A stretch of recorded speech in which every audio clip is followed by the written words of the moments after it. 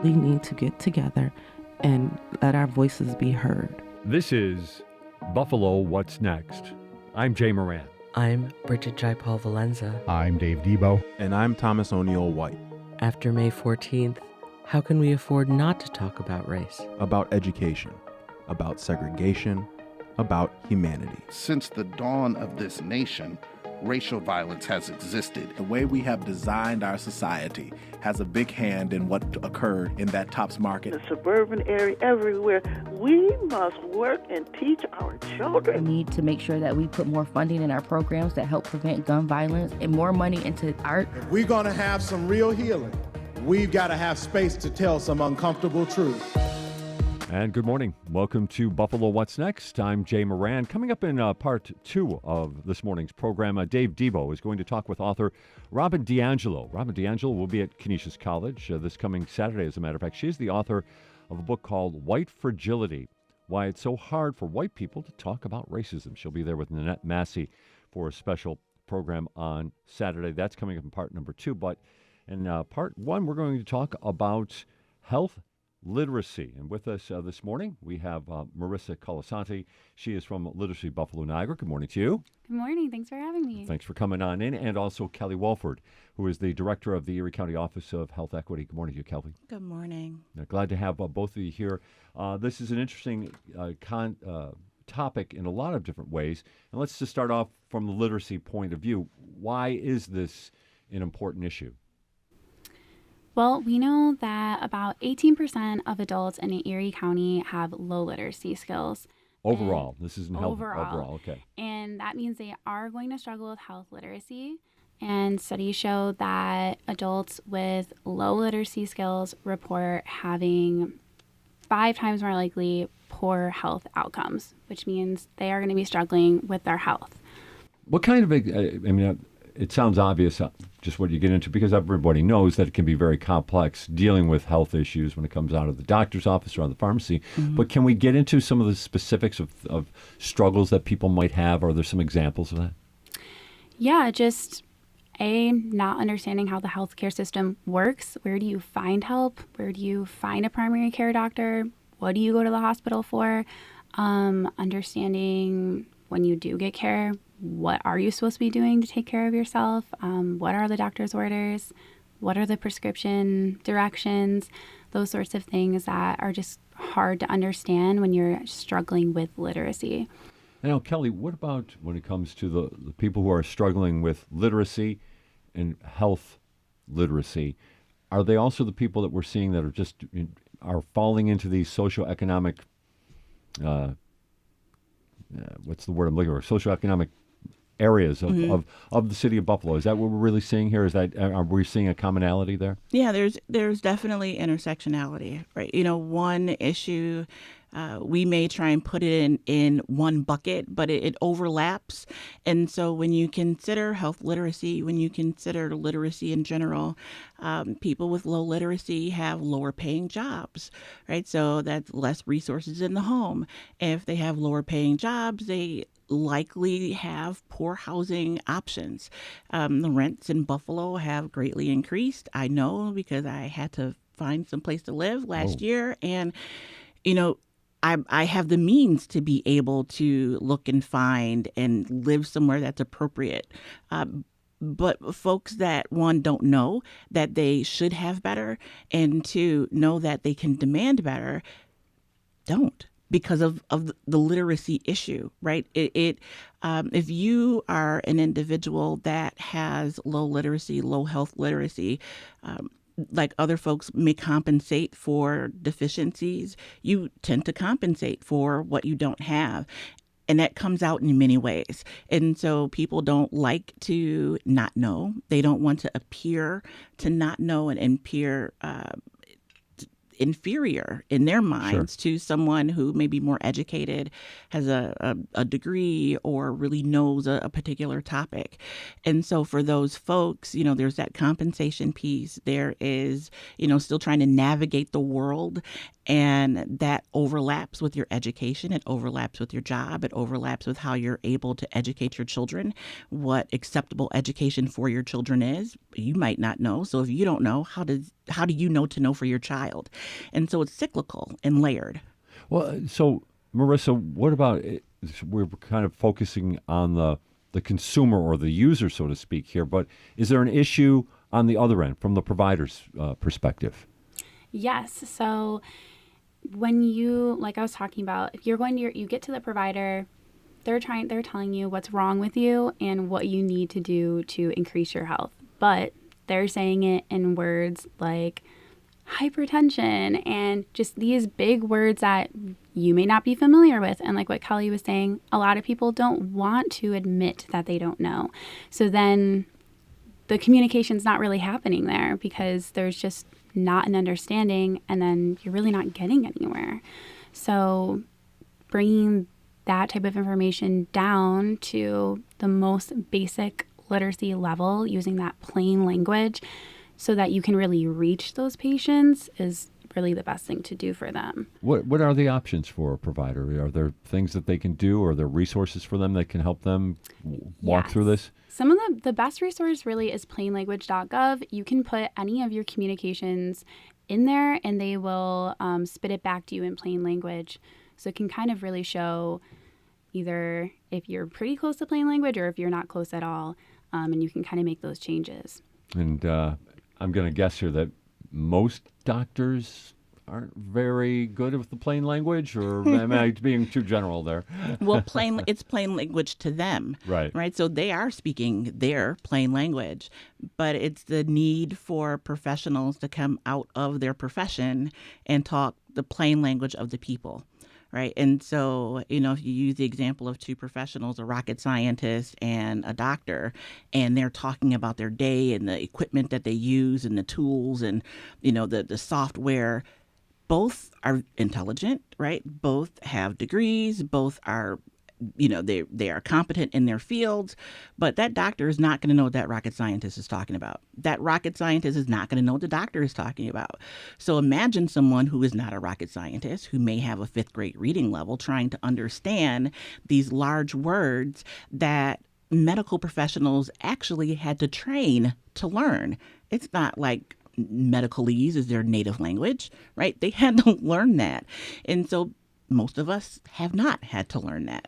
And so it's understanding that piece. It's really understanding that plain language is plain language of the people, not plain language of the profession. And I can assure you that most people remind me frequently that I am not a rocket scientist, so I know exactly what you're getting at here.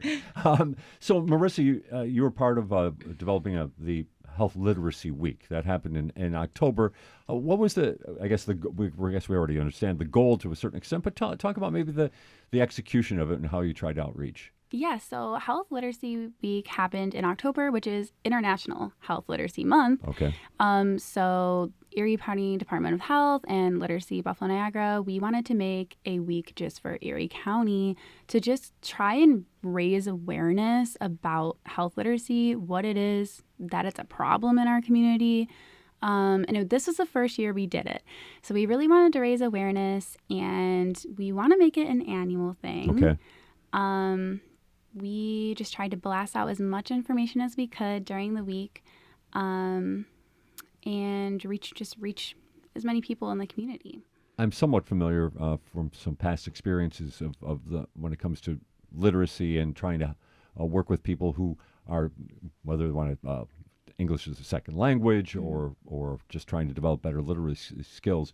Is it the same concept then when it comes to health literacy as it is to literacy overall? Are you trying to use the same types of messaging and the same types of techniques? Yes. So really the thought was that if you have low literacy, you are in turn going to have low health literacy. So obviously we want to reach as many people as we can so we can see everyone in Erie County literate. That's our vision. I mean, that's what we'd love to see.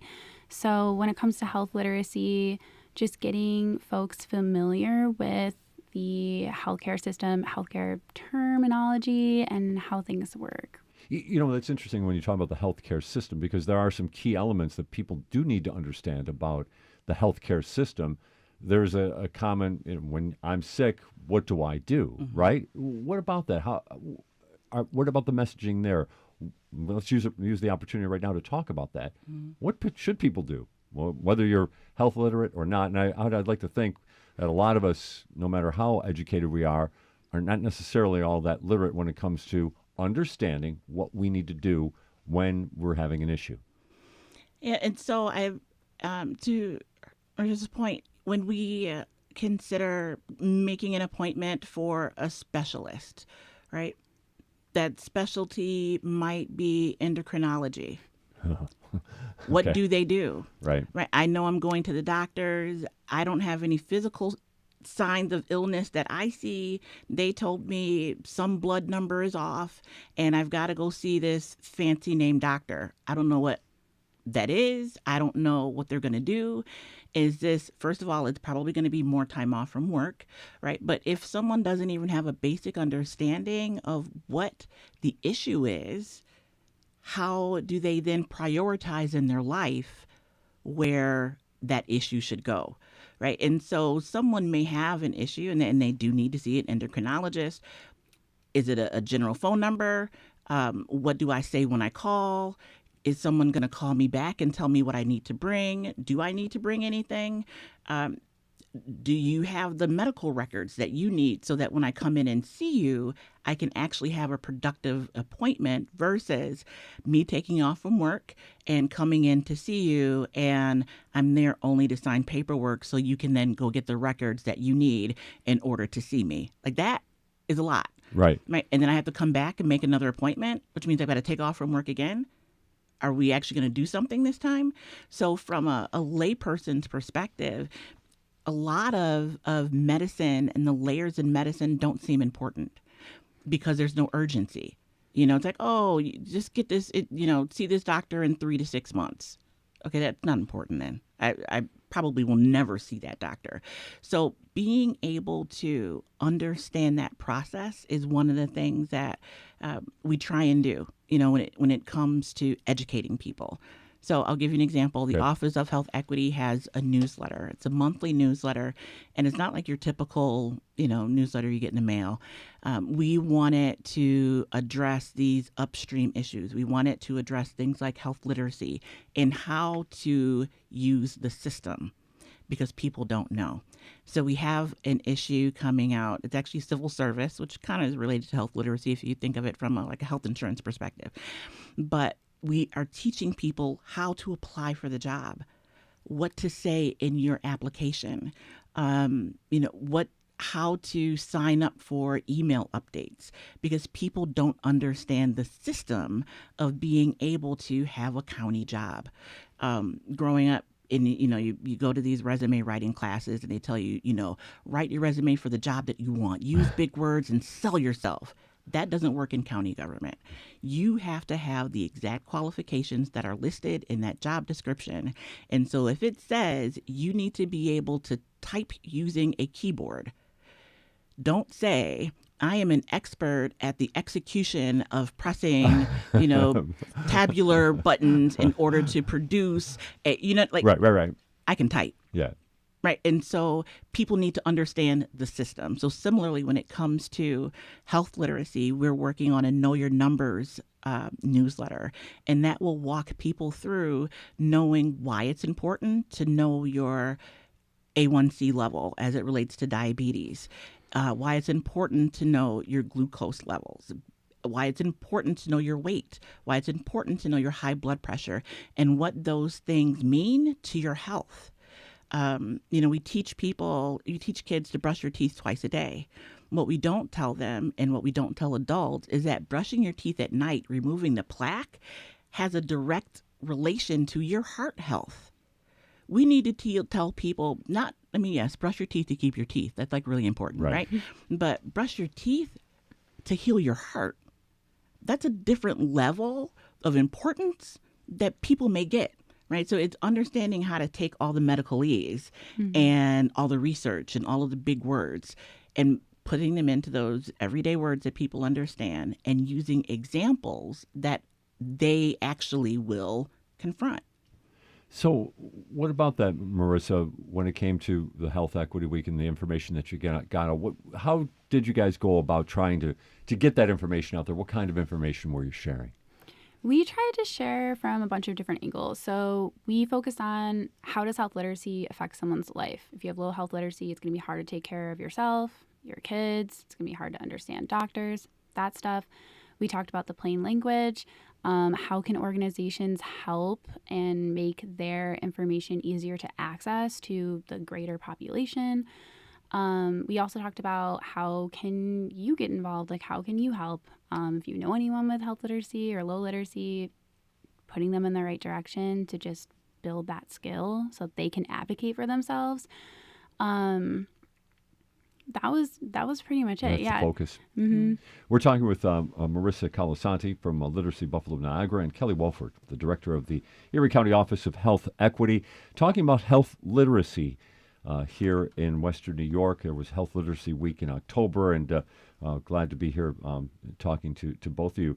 I know that I think, didn't your office, Kelly, put together a survey, or you're trying to put out a survey when it comes to kind of encompassing these needs? Where are we at with that in that stage right now? So the survey is available on our website, which is like erie.gov/ a whole bunch of different links, right? If you ask Siri or Google to find the Health Equity Survey for Erie County, that's probably the fastest way you'll be able to get to it. Sure. But the purpose of the survey is to ask everyday people how they're managing. Right? How are you managing with your finances? How are you managing with purchasing groceries? How are you managing, with your home? That is different than the typical survey of how many vegetables do you eat, or how much money do you have saved? How much is your rent versus how much you're bringing in? We didn't want to know those questions. We wanted to know how people are managing, because perception really is everything, right? And we can better address a person's need if we know what's really affecting them. We have data that tells us, all this information about health outcomes and the social determinants of health, but the people who we want to help and who we want to ensure that they have a better health outcome, they know what it is they need. And so it's not for us to look at the data and say, we're going to talk about diabetes and we're going to talk about transportation and we're going to talk about education. If the people want to talk about housing, and they want to talk about safe streets, and they want to talk about access to produce, right? So our job with this survey is to find out what people want to talk about, find out how they're doing. One of the questions is around finances, and it was something like, how do you feel about your finances? Do you have enough money to pay your bills? Do you have enough money to pay your bills and save? Do you not have enough money to pay your bills, right? Because that's really what we want to know. Sure. I don't care how much money you make. I don't care how much money is in the bank. Do you have enough money to be able to live your life?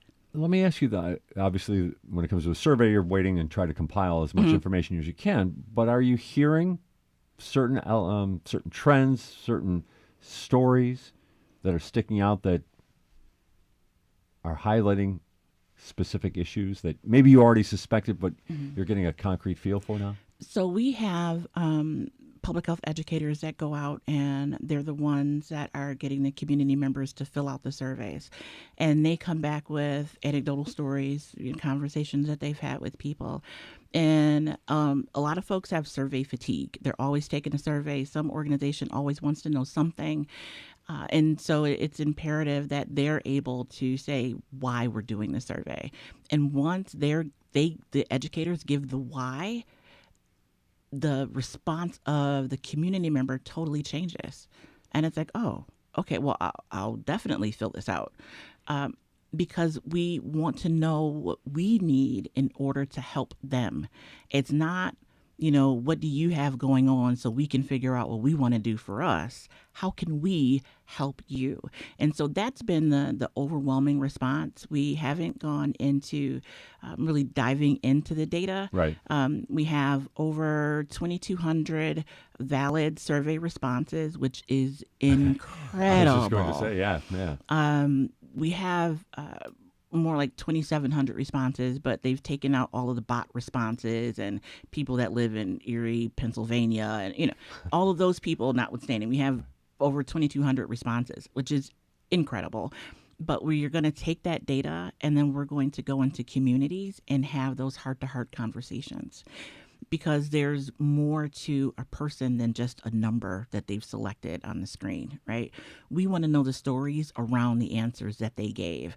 And so we will examine the data, see what people are saying in those, Likert scales, and select as many, that apply, and then go back to the folks and say, all right, this is what everybody said.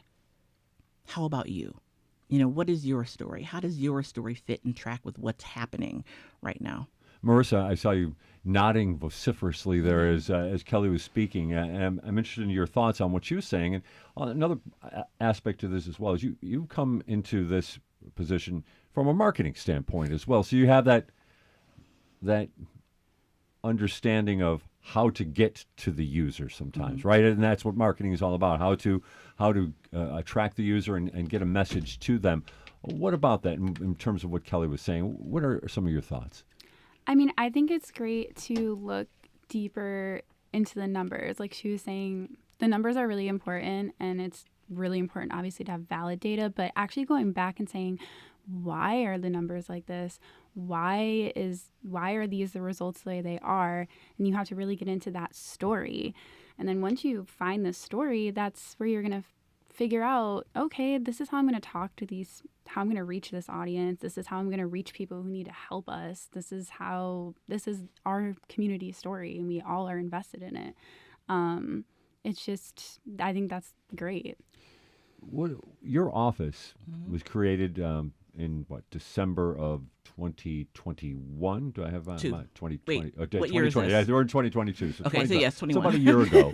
And it basically, if I recall, it came out of the pandemic. What really, how the pandemic took the understanding, or perhaps maybe pulled back the curtain on some of these issues.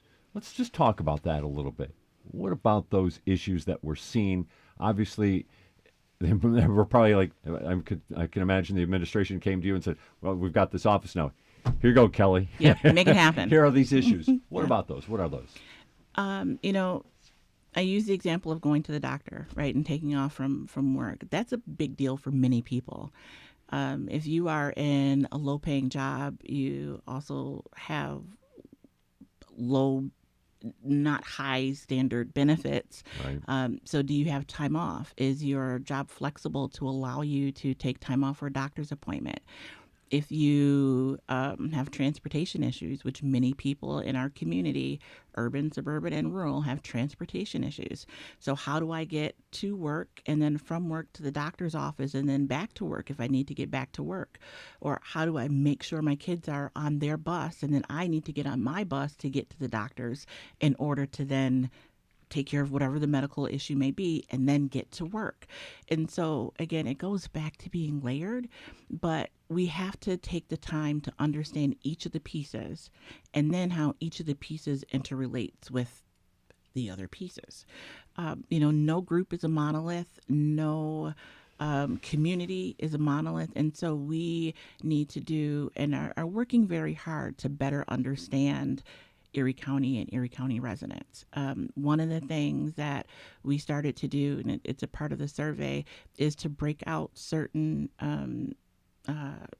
ethnic groups. So normally when you fill out a survey, it says, are you Hispanic? Yes or no. That's it, right? But if you are, that is a wide-ranging, that word Sure. encompasses cultures and countries that very few people can list. Like if you list all of the cultures and countries that make up being Hispanic, right?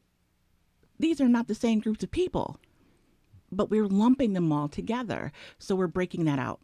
Hispanic, yes or no? If yes, what is your ancestry? What is your association? Puerto Rican, Cuban, Dominican, because that changes the type of work we do. And the same thing with our Asian residents. People come to America, people come to Erie County for different reasons. And we know that some people from Asia come for education purposes. Other people come because of they're fleeing, an unsafe environment. And so they have very different life circumstances. We have to understand that. We can't just rubber stamp a program or rubber stamp an initiative for Asian people or for Latinos or for Black and American people.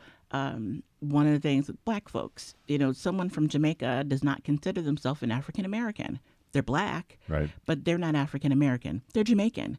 And so we need to understand and be more aware of the cultures that are a part of these, 4 options that we give people to identify by. Interesting how you said, these are not monoliths, these ethnic groups. At the same time, when it comes to people of color and trust when it comes to the healthcare profession, we've heard stories about this to a certain extent, that there can be a difficult element there, beyond literacy, just a trust issue. Is that real? It's real, and it's real for different reasons. When you look at the history of African Americans in the United States, there are very real, specific, tangible things you can point to in our recent history, as well as what probably happened last week, right?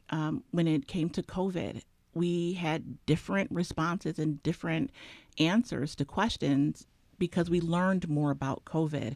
But if I hear your first response, which is the information we had at the time, right? And I make a decision based upon that, and then a month later you're telling me something different, I don't know what am I supposed to listen to? What you said last week or what you said today? Couple that with, I don't trust you to begin with. So now you're showing me that you're lying, the perception of people, right? Because you're giving me 2 separate things to do. Right, you're telling me to respond in 2 separate ways. You want me to take the vaccine, all right, but then you tell me I need to take another one because the first one didn't work. But you told me that the first one was going to work. What do you? We have to understand that people have legitimate questions based upon the facts that we've given people at the time, let alone the mistrust that comes from, Black bodies being used to better understand medicine, like. Those are facts. That is not meant to hurt anybody's feelings. That's literally what happened. People were operated on without anesthesia. That literally happened. Those are Black bodies. Recent history. The foundation of gynecology. Black women were given hysterectomies without anesthesia. Like that literally happened. I don't get my teeth cleaned without them numbing my gums. You mean to tell me that people were operated on without anesthesia and without consent?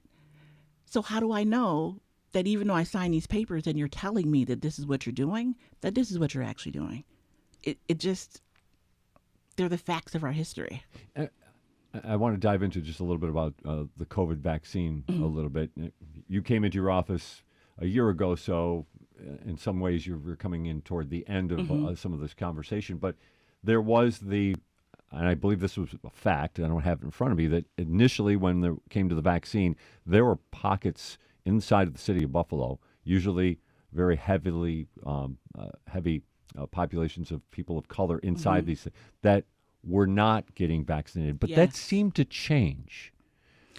Is that first fact, did it change as we moved forward? And do you have an understanding of why? It did change, and it changed for a couple of key reasons. There were some organizations, including the Buffalo Center for Health Equity, ECMC, that understood we had to do this differently, right? We could not have, even if you go into the community and go to the Delaware and Grider Community Center, which was a vaccination location, and say, all right, this is for the community, but then you don't allow the community to come because you released it via social media that the site was opening. Okay. Well, how was I supposed to find out? I don't follow Erie County's social, and if I did, I'm not looking to it for that. Okay. Right? We have to understand community and how cultures work. So these groups of people got together, including the county. Everyone was at the table trying to address the current disparity that Black and brown people were dying at twice the rates of their white counterparts. We had to have some real conversations, right? And so we had to peel back the social determinants of health, right? Again, going back to transportation and going to the doctor. I've got to come to you and get this shot, but you're only taking people from this age to that age. I've got a multi-generational home. I need to bring everybody at one time. I can't bring my grandma today, and in 3 weeks, maybe if you change the regulations, then I can come and get my shot.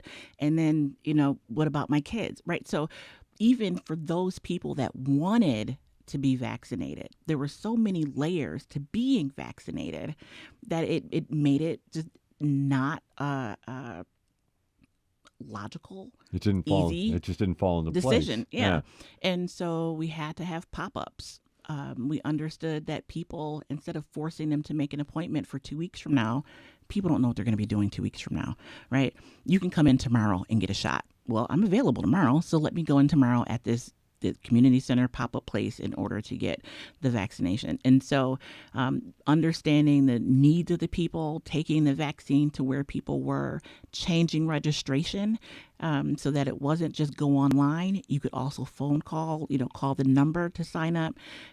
Again, we didn't have the hindsight that we have now, right? And it required us to be nimble, but it required us to really look at it from the perspective of the people, not the perspective of the professionals. Now we're coming down to our final 2 minutes of our segment here, but Marissa, I'm curious from your perspective here, kind of new to this portion of the field, but I'm also interested in that marketing background that you have, takeaways that you've come away with from this experience and trying to get out the word when it comes to health literacy. I think that kind of what Kelly was saying, putting yourself in the mindset of who you're trying to talk to is probably really important. When we did this, we were kind of trying to talk to everyone, which isn't always the best, but it's interesting. I'm not used to spreading health information. I'm usually, selling products or something like that. So it was nice to be doing something that was, actually important. So I look forward to keep working on stuff like that. All right. And we got about just the final then, about 30 seconds here, Kelly, in your new office. Are you optimistic? Oh, yes. Every day. It's hard work, but it's work that can be done. All right. And then that's how we tackle it, one day at a time.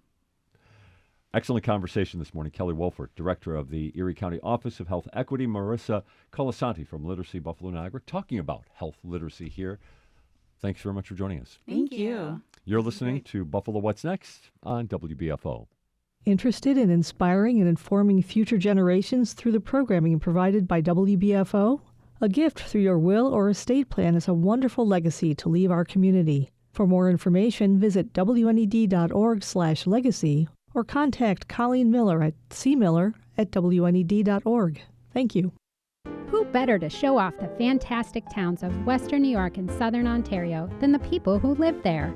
Check out the popular WNED PBS Our Town series now on YouTube. Debuting this week is Our Town Ellicottville. Filmed by community members in 2005, it features nightlife, skiing, shopping, quaint places to stay, and so much more.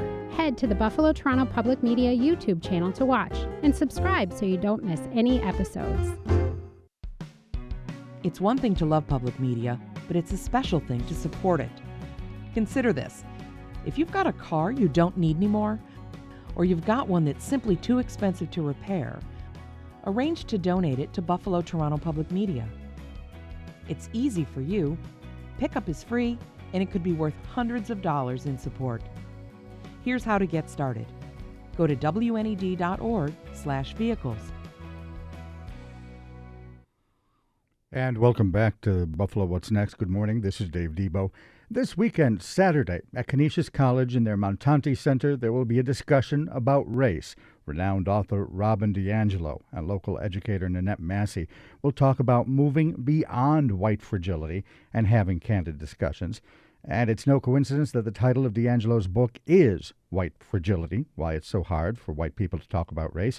Robin is here now for the rest of the hour to talk about both the book and the workshop. Robin, thanks so much for joining us. So glad to be with you. Thank you.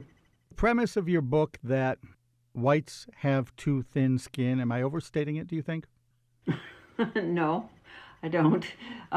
We have a very thin skin when it comes to the topic of race, especially when it comes to the suggestion that race is not just individual, conscious, intentional meanness that only some people have or engage in, but that it's an actual system. It's the system we live in, and therefore all of us are complicit in it. There's really no neutral place. And that tends to unsettle those of us who have been taught to see it as a simple matter of good and bad. If it is systemic, then Yes. It sounds like you're saying people don't always realize that they have a role in that. Because it's systemic, it doesn't require intent. It's the status quo, business as usual, unremarkable, generally not noticed. I think the metaphor that works for me is currents in the water, and when you move with the current, it's certainly impacting the efforts of your swimming, but you don't really notice it. When you move against that current, you're usually acutely aware of its existence.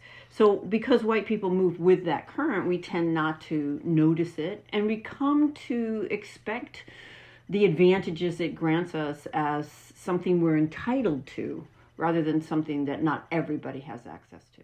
And talk about, again, the thin-skinnedness.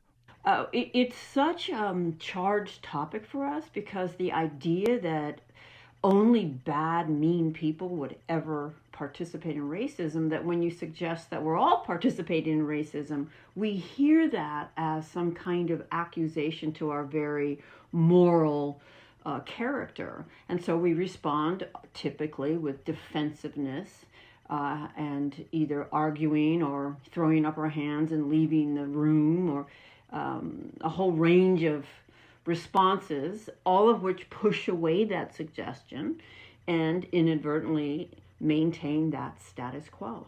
So there's, to my mind, there's almost two categories. There's obviously the people with torches and hoods, and then there's everybody else who doesn't necessarily think that they are racist, but may have all sorts of implicit racism inside them. It's that last group you're talking about, right? Yeah, and I think it's so much more useful to think of it as a continuum. So maybe on the far end of that continuum are the people with the torches and what I would call avowed white nationalists. But there's another end to that continuum. So I often say that my forms of enacting or upholding this system don't look like that, but they do look like something. And so it's on me to try to uncover what that looks like for me. And you'll notice that, again, that idea that it's either those people with the torches or it's not, right, is what I think of as that good-bad binary, that either or. And those of us who have the implicit bias take offense when it's pointed out to us. Is that also part of the fragility? So the first thing is that it is not humanly possible not to have bias or prejudgments, right? We all absorb those. There isn't, and I'll just say something bold here, I don't believe anyone grows up in this country not knowing that it's better to be white than it is to be black.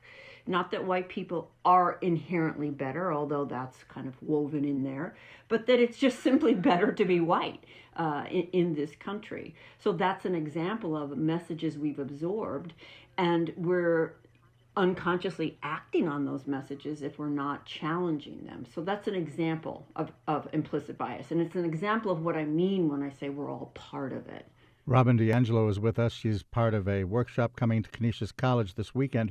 Take me through what that looks like. Based on everything you have just said, Does your workshop try then to get white people to understand that, hey, you're helping a system and that it is systemic and that you need to be a part of dismantling a system specifically? Yes, or at least engage with curiosity. What are these folks who've been studying this and involved in this for decades? What are they saying? What do they mean when they say racism? And how might that be different than what I mean? And am I willing to at least calmly listen so I can take it in and then reflect on it? I mean, that if we even got that far, we would have progress. So one of the wonderful aspects of this particular workshop that's coming up is that it's going to be co-led in an interracial team. So while my work is, as a white person, I'm speaking to other white people, and I think that's a critical part of understanding, what it means to be white. I don't believe we'll ever understand what we need to without listening to Black people and other people of color, particularly in such a sensitive time in Buffalo around the shooting at Tops.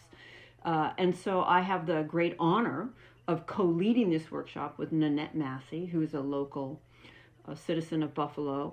And so you're going to get both perspectives, right? Both sides of that coin, kind of the insider's perspective on what it means to be white and an outsider's perspective on what it means to be white. And so we're going to offer those two perspectives. We're going to unpack we're going to unpack the concept of systemic racism, help people understand it, and offer some hopefully inspirational opportunities for deep reflection that, of course, we hope translates into action. How does that play out? What kind of reactions do you get from people as you lead them through this?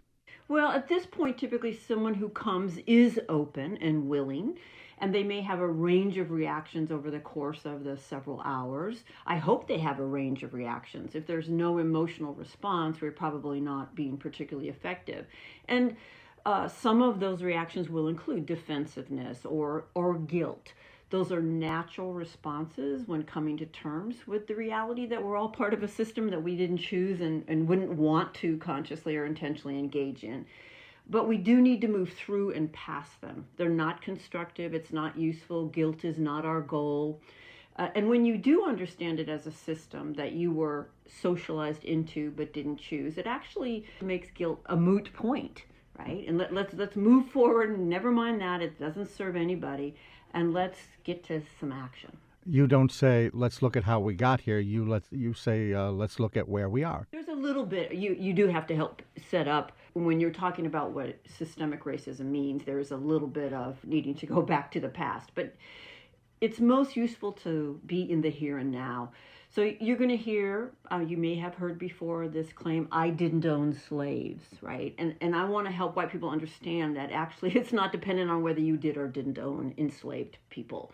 What does it look like today? How did that foundation of our country adapt and translate and keep producing really similar outcomes, 100 years later? One of the things that I know you include in your book is the discussion of the concept of color blindness, the idea that in order for things to progress, we should just see everybody as the same. Poke a hole or 17 in that. Well, we're not colorblind. We do notice race. And whether we're consciously noticing it or not, and I do think, of course, we do consciously notice it, but all of the stereotypes that then come with it, we may not necessarily be aware of. But it's not useful to pretend that we don't notice it. That would be like you and I right now. I identify as a woman. I'm cisgender and my pronouns are she, her. May I ask yours? He, him. So you and I are having this conversation. On some level, I'm aware that you're a man. And I hope that on some level you're holding that I am a woman. And there are certain places we may go or may not go because of that. There is a certain sensitivity that I hope you would have, that there's a history of harm between our groups. And there are certain things you're not going to ask me or comment on because that would not be appropriate or sensitive. And it's very similar with race or disability or any other form of human difference that carries deep social meaning. To pretend that those things don't exist is basically to pretend you're having the exact same experience I'm having. and that we're going to miss a great deal. But isn't it noble and great and right of me not to notice our difference, to think of us automatically in the theoretical equal? Because I think that's the rationale that people put forth for the colored blindness. It's I don't notice that so-and-so is black. I just look at him or her as an individual. That's the argument, at least. Yeah, I can share a couple of moments where a black person responded to that. One was a black man I was co-leading with, and a white woman said, "I don't even think of you as black or see you as black." And he basically said, "Well, let's start with, is there any visual impairment you have?" No? Okay. Well, I am black. I know that you can see that. And how are you going to see or challenge racism if you refuse to acknowledge that I'm having a different experience than that? There's a quote from a black woman named Pat Parker, which I love and I think speaks to this. And she says, "First, forget that I'm black." And I think what she means is stop reducing me to that, stop having that be the only thing I can ever speak to or represent. And then she says, and second, don't ever forget that I'm black. And I think what she means there is that, and I'm having a different experience than you. So how do you not reduce me to that, but how do you never take that off the table, because it is a profound part of life in this country. So I think that, again, the both end thinking is much more useful. So in some ways, colorblindness is ignoring someone's blackness and therefore their black experience, diminishing it. If I don't see it, oh, it's just, I don't know, not really a big part of your history, don't worry about it. Right. It's a refusal to see or to acknowledge. It's also denial, because we do see it. So I just want you to imagine I come to you as a woman in your workplace. Let's say it's a male-dominated workplace, and I share with you some experiences I'm having as a woman there, and you look at me and say, "I don't see you as a woman." I mean, that would be kind of absurd. I'd be like, well, I am, and you need to, and it's impacting what's happening here, and I need you as an ally to that. And if you're going to insist you don't even notice, we're not gonna get anywhere. How much of a role in all of this, from the bit of your writing that I've seen, denial is a huge component of almost all parts of the discussion? I think it is a foundational part of the discussion, but it's based on ignorance, right? In this country, you can receive a graduate degree, be certified as highly educated, and never have discussed systemic racism, right? So we simply aren't taught. But unfortunately, when we have the opportunity to learn, we often refuse that, and it does serve us to deny that this is happening. If we deny that it's happening, we don't have to do anything to change it. Ibram X. Kendi says, by every measure across every institution, you're going to see racially inequitable outcomes, with Black and Indigenous people typically at the bottom. And I don't think most people would deny that reality, that is the reality. But how we explain that, of course, will vary.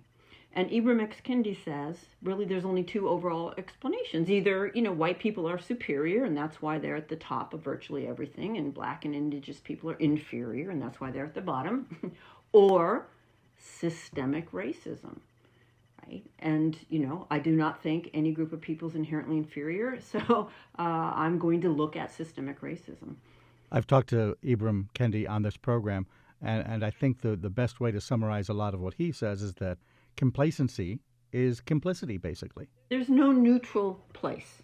Beverly Tatum uses the metaphor of the moving walkway at the airport, right? Inaction is a form of action. It's a choosing to be silent and complicit in the face of injustice. All right, now talk to me a little bit about then inaction. If I care deeply, if I have the best of intentions, is the road to hell paved with good intentions? If I'm just really care a lot about this topic and not doing anything, that, to my mind, is almost worse than the deniers that we were talking about earlier in the conversation. Yeah, I actually think most white people care a lot about this topic, are very emotional about this topic. But if that caring translates into, I refuse to have my worldview challenged in any way, and any conversation we have about race, I'm just going to, what I call, rehearse the same opinions I always say. I'm going to continue to insist that I don't see color. That's deeply problematic. And Black people and other people of color have been telling us that for a long time. We're not colorblind. It's not useful to them. A Black woman I used to co-lead with, her name's Erin Trent Johnson, used to say, when I hear a white person say that, what I'm thinking to myself is, this is a dangerous white person. This is a white person who's going to deny my reality, and who is likely going to be very defensive to any challenge to the way that they see the world and themselves in it. This is a white person who's not particularly self-aware. Right? That's what we're actually conveying, not what we think we are. And it's maddening. Yes, it's frustrating. No, it's not somebody marching with a tiki torch. But most Black people and other people of color aren't hanging out every day with people who march with tiki torches. They're hanging out with folks like you and I, well-intended, passionate, upholders of social justice as we see it. And we are the ones that cause so much frustration through these kinds of dynamics. In that regard, I want to pull a quote out of the book. Hopefully we can lend enough context to it, because I don't want to just use the quote as inflammatory as it appears to be.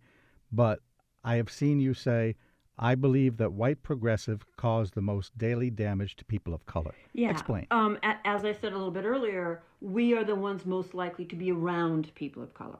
I have heard countless Black people say, give me that in-your-face white nationalist, because I know where they're coming from. It's on the table. I know how to protect myself.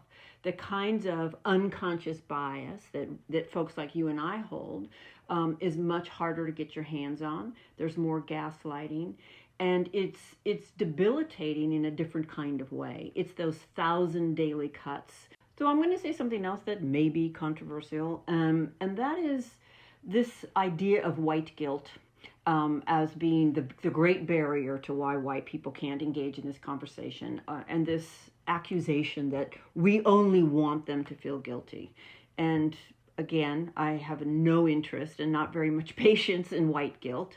It tends to function as an excuse for inaction.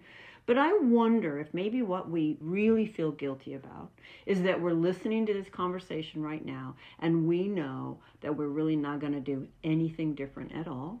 We're just going to continue to be nice. And so let me say something about niceness, because that's the title of my follow-up book to White Fragility, Nice Racism. Niceness is great, but niceness is not the answer to racism. So we might ask ourselves why we think niceness is the best response to racial injustice. Niceness is not courageous.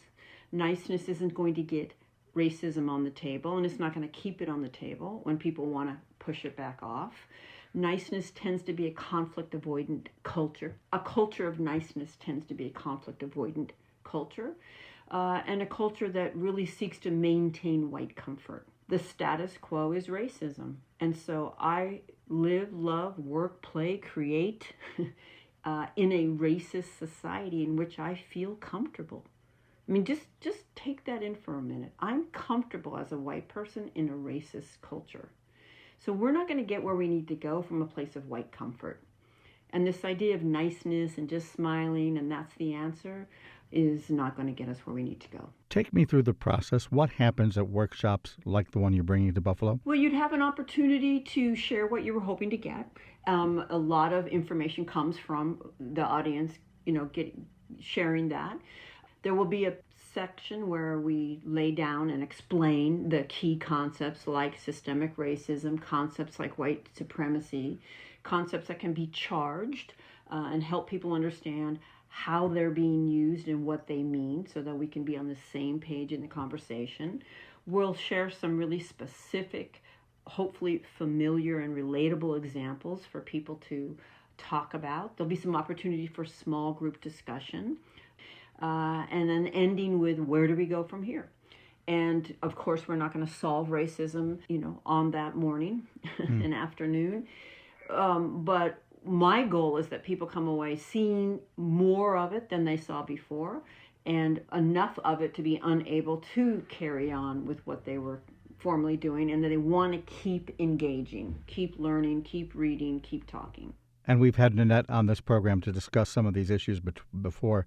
Talk a little bit about her role and how the two of you interact with each other. Yeah, Nannette Massey is just powerhouse black woman, local to Buffalo, who actually read White Fragility when it first came out, thought it really spoke to the dynamic that she was very familiar with, and she began to teach workshops based on my book.